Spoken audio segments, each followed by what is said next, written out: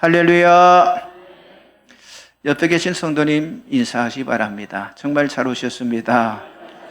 주 안에서 좋은 일이 있을 것입니다. 주님의 교회 잘 세웁시다. 자, 우리의 존재 가치, 우리는 날마다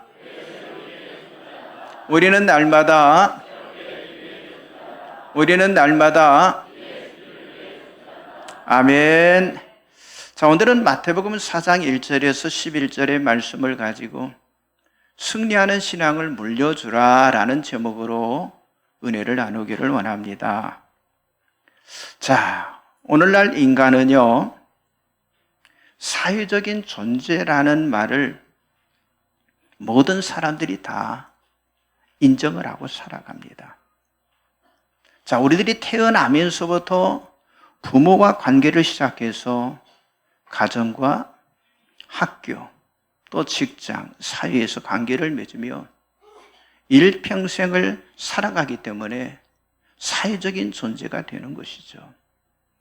그래서 누구나 혼자 살아가는데 익숙하지 않고요, 항상 더불어 살아가는 그런 존재임이 틀림이 없습니다.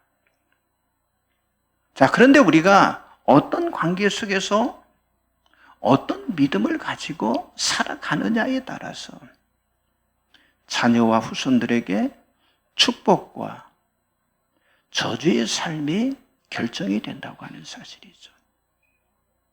자, 믿음의 가정에는 그 신앙을 통해서 하나님 은혜가 천대까지 축복으로 이어짐을 성경은 약속을 하고 있습니다. 반면에 신앙의 유산을 버린 가정은 하나님의 그 형벌이 성경에 보니까 3, 4대까지 이어짐을 말씀해 주고 있어요. 자, 오늘은 여러 가지 주일이 포함되어 있는 주일이지만은 신앙 유산 서약 주일로 예배가 드려지고 있습니다. 저는 오늘 이 신앙 유산 서약 주일을 맞이해서 부모로서 자녀들에게 과연 어떤 신앙을 물려줄 것인가? 자, 우리 자녀들이 어떤 신앙으로 다음 세대를 살아가기를 원하는가라는 이 질문 앞에서 오늘 우리가 같이 봉독했던 마태복음 4장 1절에서 11절의 말씀을 본문으로 택했습니다. 왜냐하면 오늘 말씀에는요, 이 세대를 본받지 않고 오직 마음을 새롭게 함으로 변화를 받아 하나님이 선하시고 기뻐하시고 온전하신 뜻을 이 말씀 안에서 발견할 수가 있기 때문이라고 하는 거죠. 또 이 땅에서 승리하는 삶을 살 수 있는 신앙적인 그 해답을요, 우리가 받을 수가 있다고 하는 사실이죠. 먼저 우리 부모 세대가 예수님으로부터 바로 이런 신앙을 배워야 한다는, 또 그리고 우리 부모 세대들이 다음 세대에게 이런 신앙의 유산을 물려줘야 하는데 과연 어떤 신앙의 유산을 물려줘야 할까요? 첫째는요, 말씀 신앙을 물려줘야 한다고 하는 거예요. 자, 광야에서 예수님은 사단의 시험을요, 오직 살아있는 하나님의 말씀으로 이기셨습니다. 자, 우리가 이 세상에 사는 동안 언제나 이 사탄의 유혹, 그리고 사탄의 시험으로부터 저와 여러분은요, 자유로울 수가 없는 상황 속에 살아가고 있는 거예요. 자, 사단이 우리를 시험하는 목적은 아주 분명합니다. 그 하나가 뭐예요? 우리로 하여금 죄를 짓게 만드는 것이고, 그래서 어때요? 하나님께 불순종하게 만드는 거죠. 자, 이 목적을 위해서 사탄은 때로는 광명의 천사로, 때로는 우는 사자같이 여러분 우리를 유혹하고 우리를 삼키려고 하고 있다고 하는 거예요. 여러분, 사탄의 시험은 정말 다양하고 교묘합니다. 아니, 사탄은 우리를 문제 가운데 끌고 들어가기를 원합니다. 아니, 어려운 상황 속에 밀어넣기도 하는 거예요. 그런데 오늘 본문을 보니까 예수님은 이런 사탄의 시험으로부터 우리가 이길 수 있는 방법을 가르쳐주고 있다고 하는 거예요. 그건 뭡니까?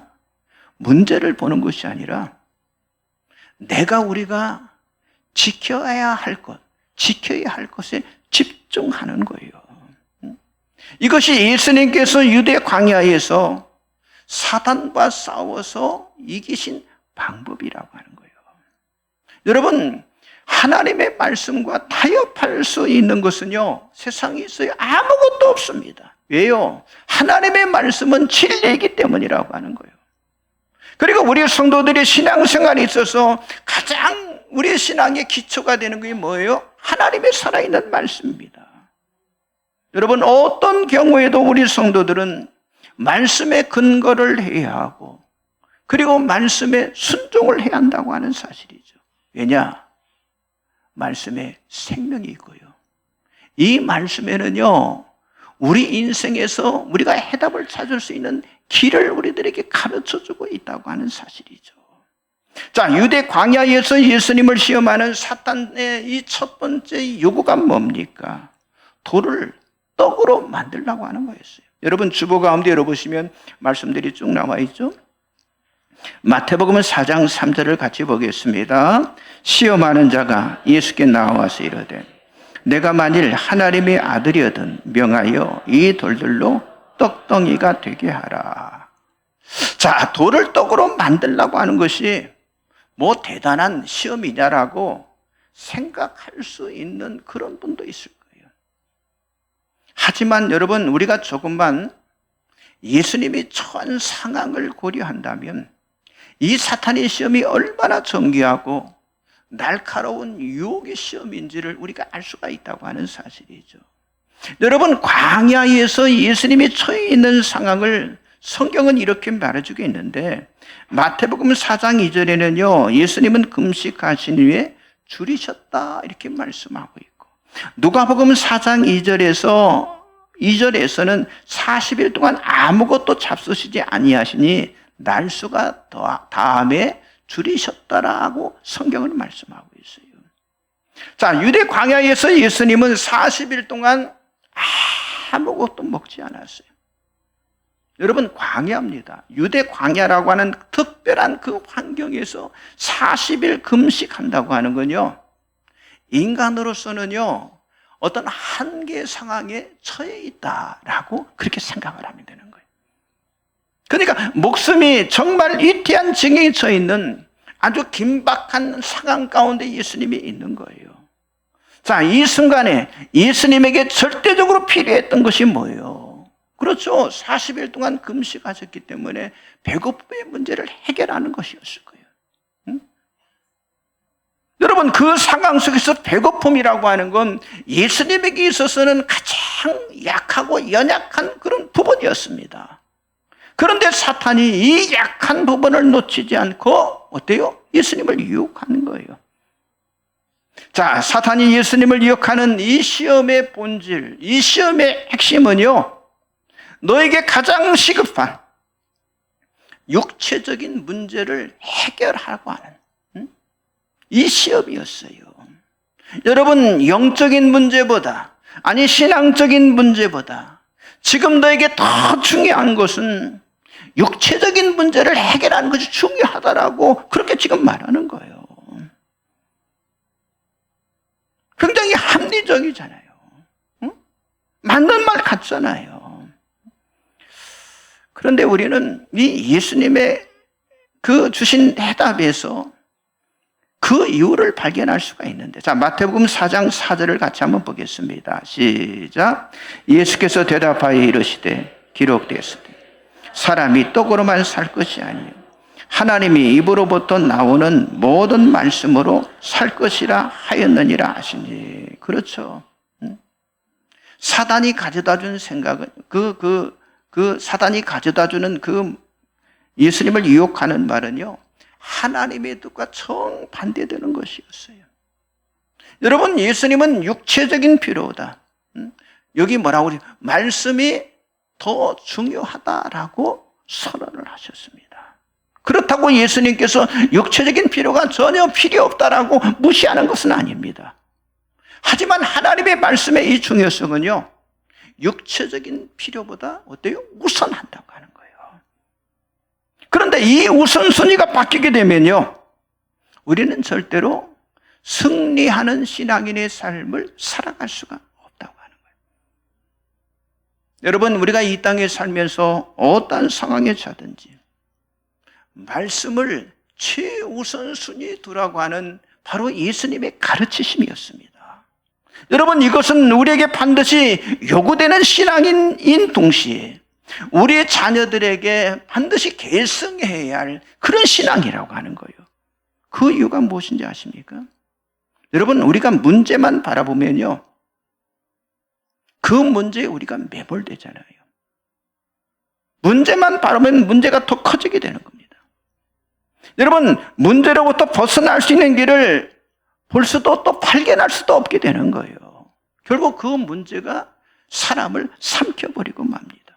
그런데 성경에 보니까 베드로가 그랬어요. 자, 마태복음 14장 25절에서 31절 같이 한번 보겠습니다. 밤 사경에 예수께서 바다 위로 걸어서 제자들에게 오시니 제자들이 그가 바다 위로 걸어오심을 보고 놀라 유령이려 하며 무서워하여 소리 지르거늘 예수께서 즉시 이르시되 안심하라 나니 두려워하지 말.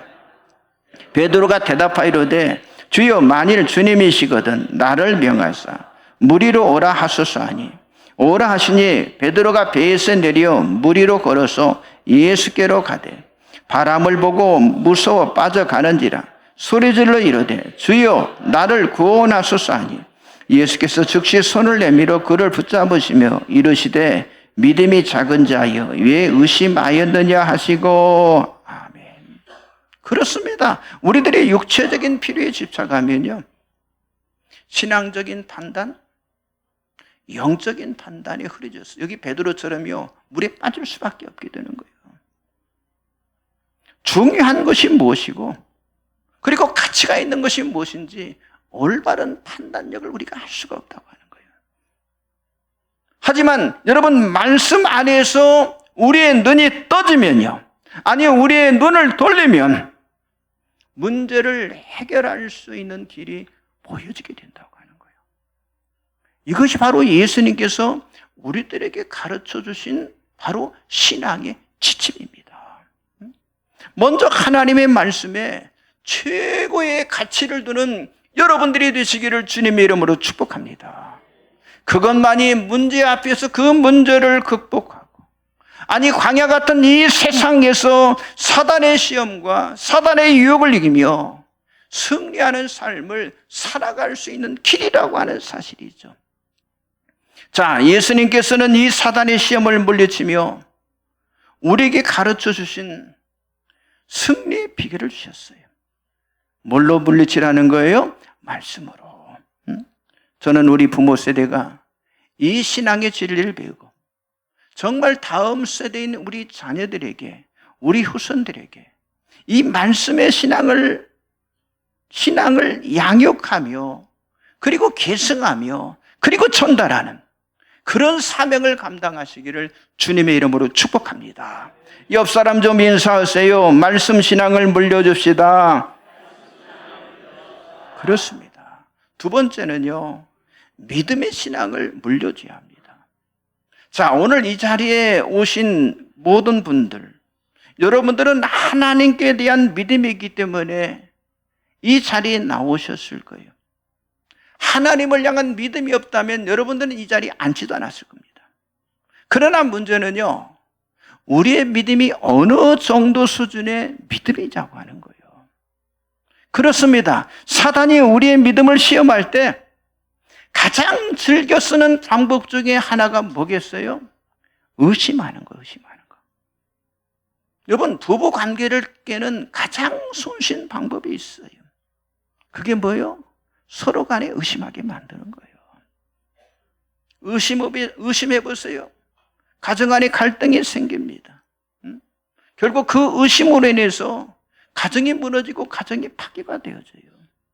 마찬가지로 의심하는 믿음, 의심하는 성도는요, 어떤 환경 속에서도 하나님을 기쁘시게 할 수가 없다고 하는 거예요.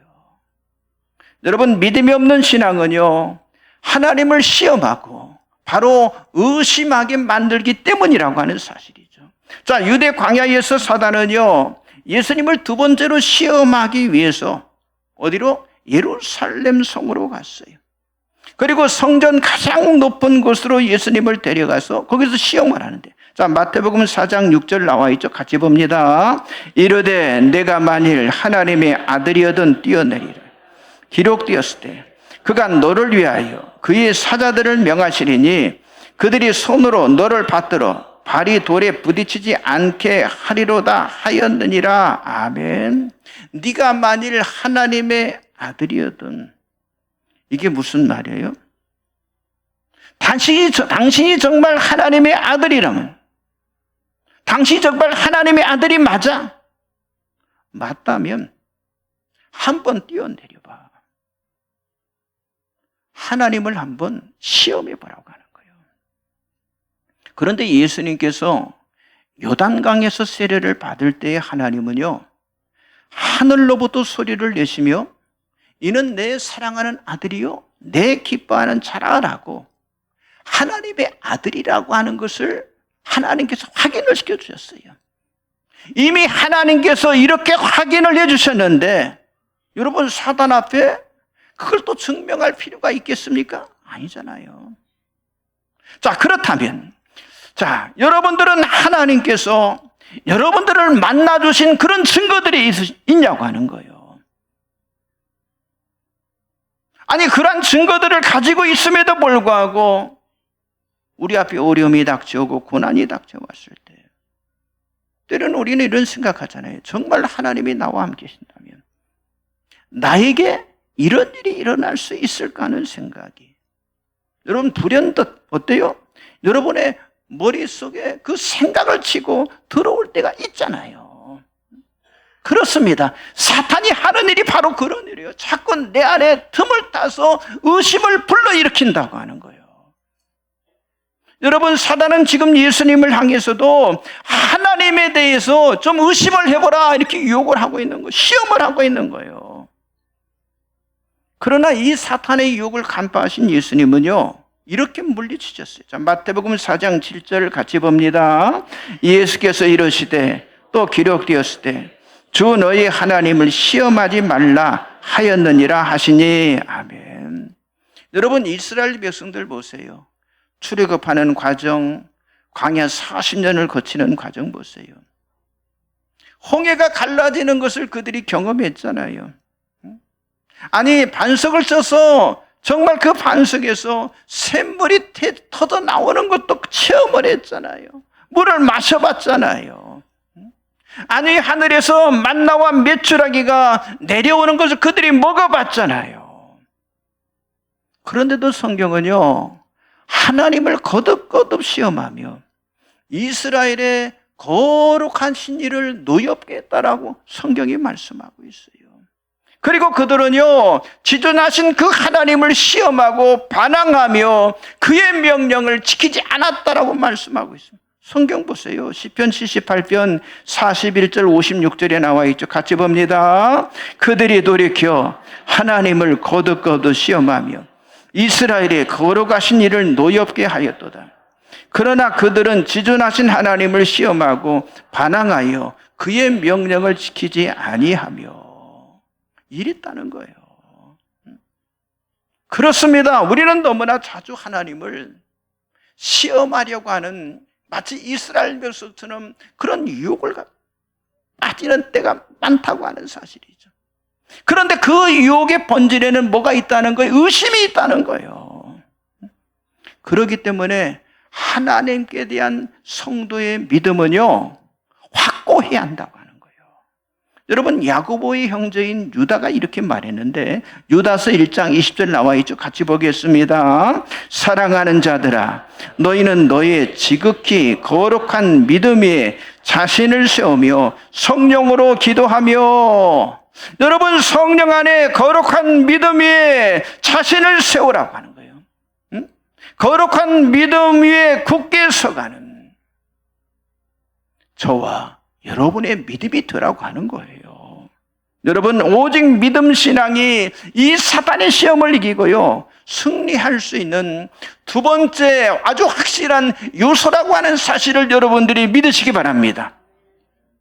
성도 여러분, 오늘 신앙유산 서약주의를 통해서 먼저 말씀드린 말씀신앙, 그리고 오직 믿음 신앙을 먼저 가짐으로 여러분의 자녀들, 다음 세대들에게 신앙의 유산으로 계승해 나가시기를 주님의 이름으로 축복합니다. 옆 사람 인사하세요. 믿음의 신앙을 물려줍시다.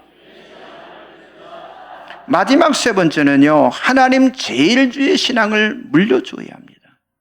자, 사단은 또 예수님을 시험하기 위해서 지극히 높은 산으로 데려갔어요.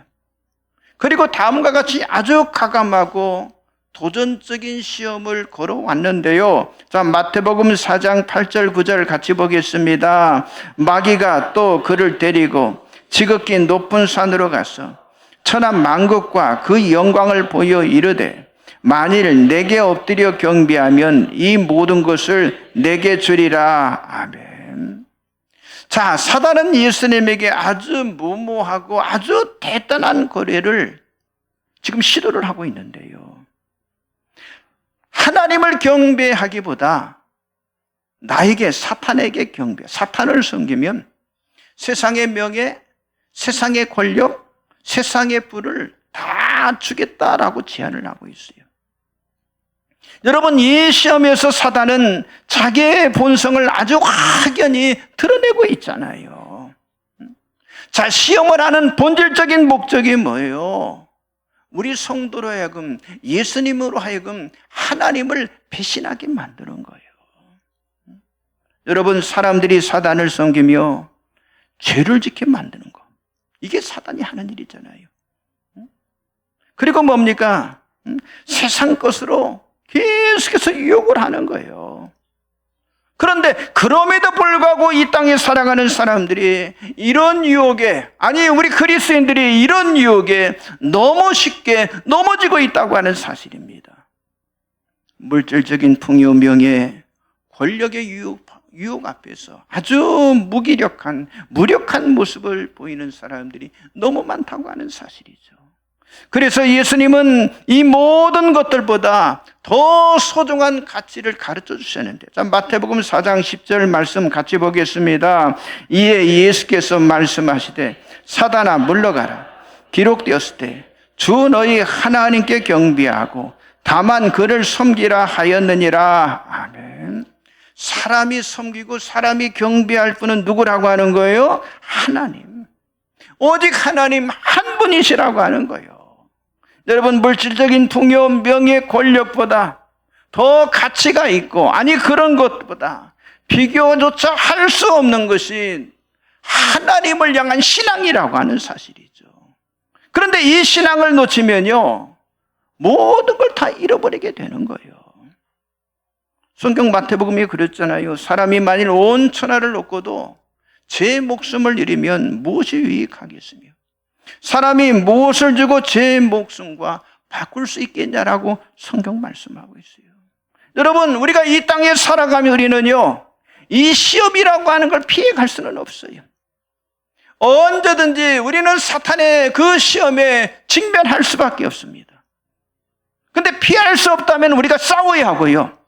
그리고 반드시 싸워서 이겨야만 한다고 하는 거예요. 그런데 예수님께서 우리에게 가르쳐준 신앙이 바로 이 승리하는 방법인데, 오늘 여러분 이 신앙 유산 서약주의를 지키면서 먼저 우리들이 반드시 지켜내야 할 신앙적인 가치들을 분명하게 세우는 계기를 마련하는 그런 시간이 되시기를 바랍니다. 뭡니까? 말씀의 신앙. 철저하게 말씀이 우선되는 신앙.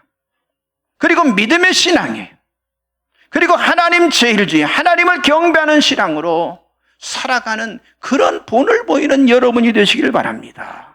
이 핵심의 신앙, 이 핵심의 가치를 우리 자녀들에게 유산으로 물려주는 그런 결단이 여러분에게 있으시기를 바랍니다. 지금까지 제가 여러분에게 말씀드린 이 성경적인 신앙 유산에 대한 말씀은요, 그저 대충 잘 믿고 그냥 대충 그냥 살아가자 그런 의미가 아니잖아요. 여러분, 믿음은요, 우리의 영혼이 살고 죽는 문제라고 하는 사실을 제가 말씀드린 거예요. 그래서 우리 자신도, 아니 여러분 자신도 잘 믿어야 하지만은요, 그 신앙을 자녀들에게, 후손들에게 잘 물려줄 수 있지 않다고 하는 거예요. 여러분, 말씀을 실천하기 위한 다짐으로 이 신앙 유산을 여러분들이 다시 한번 확신을 하시기 바랍니다. 그래서 하나님의 약속인 이 신앙 서약을 통해서 말씀 그대로 이루시는 믿음의 가문, 그리고 축복의 가문, 영광의 가문을 세워나가는 여러분이 되시기를 주님의 이름으로 간절히 축복합니다. 우리 찬송가 199장을 다 같이 찬양하겠습니다. 찬양하다가 합심으로 기도하는